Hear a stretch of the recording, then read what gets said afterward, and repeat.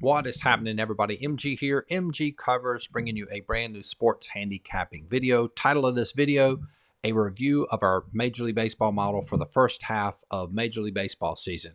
We're going to dive right into this and look at the results year to date. 119 wins, 104 losses, 25.02 units. So a very, very successful first half of the season. Provide a little bit of context to this. When you're looking at the model, the correct way to grade a model, one play is 1 unit. So what that means is, and I've covered this a lot, look at this Texas game here from 513. The line was minus 103. We lost, so we lose minus 1.03 units. And let's take a look at this Tampa game here from 515. The line was plus 117. We win, so we would win 1.17 units. That's the correct way to grade a model, so that way you can correctly calculate the ROI. Now, let's talk about a little bit of what happened. So, at the beginning of the year, we played the bottom 7 teams of the model. We had a ton of success with this. In fact, it went all the way up to, I think, right at 23 units. And then we hit a losing skid. Now, losing skids are part of sports handicapping and are normal. An example of a, quote, losing skid would be, let's say if you went 3-7, maybe 3-11, or maybe 1-8, something like that. But if you have a significant skid over a significant sample size, in this case, over a 50-game sample size, we were hitting just 38%. Now, if we scroll up here to the model, all the way to, whoops. All right, 616 was when we changed the model, but look at this previous. And what you're looking at here, these are wins, these are losses, and then the gain. So it was pretty much, it felt like it was losing every day. But on 616 was when we made the changes. Now, I want to show you what we basically changed and went to and had a ton of success with this. Now, what you're looking at here, these are the top 10 teams via the model. Now, what we've learned about margin, and this is very important because a lot of this you can apply to your own model. Again, the greater margin between 2 teams via your model, the greater that team has of winning that game.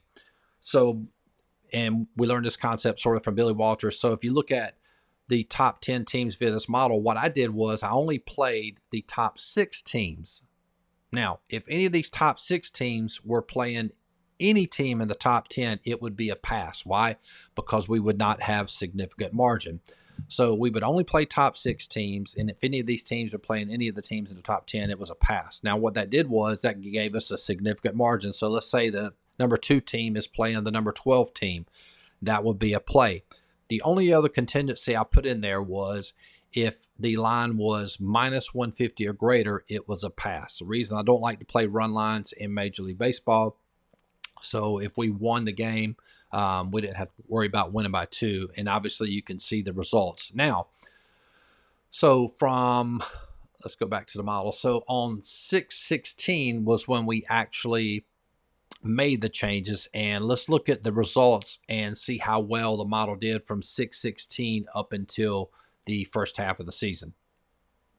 Okay, so looking at the last 30 days, basically since we made these changes, we've gone an incredible 39-24, 62%, turning right at a $5,000 profit. So super excited about the changes that we made with the model. And really, to start the second half of the season, I don't anticipate making any more changes, and I feel like this model will sustain, obviously won't sustain 62%, but should sustain a nice profit going into the second half of the season. Next, I want to show you what a normal losing skid looks like. You can see there this looks like about 7.3 to right at the first part of 7.6. It went on a small 1-7 skid. Again, losing skids like that are perfectly normal, and you will have those, so don't be alarmed when that happens. So conclusion about the first half of the season, super excited. I've set my goal now for the second half right at 40 units, which is going to be 15 units here in the second half of the season. And I don't anticipate making any changes. Had a few questions, even from clients, about line movement. With this model, I'm not using any line movement at all. I don't think line movement is sharp for Major League Baseball. I say that now. I haven't really investigated in how I handicap line movement, but from what I've seen, majority of the time the line moves against us. That's why, for the most part, I generally wait late to play the games that I play. Now, if you're watching this video, give it a like, subscribe to the channel. You'll see a ton of content related to this. If you want access to these actual power rankings every single day when the season starts back up on Friday, you can get that for a very small price of $50 a month. If you want access to that, in addition to all my plays, $100 a month. And with both of those, you get access to all my coaching videos on my website, which is about 170 coaching videos that are only accessible if you are a client. So very, very economical. However, instead of paying $100 a month, you can pay $4.99 one time, and you get access to everything on the website for an entire year. It's the most popular package, and you save about $600 as opposed to paying it monthly. Like, subscribe to the channel. Talk to you guys soon. Peace.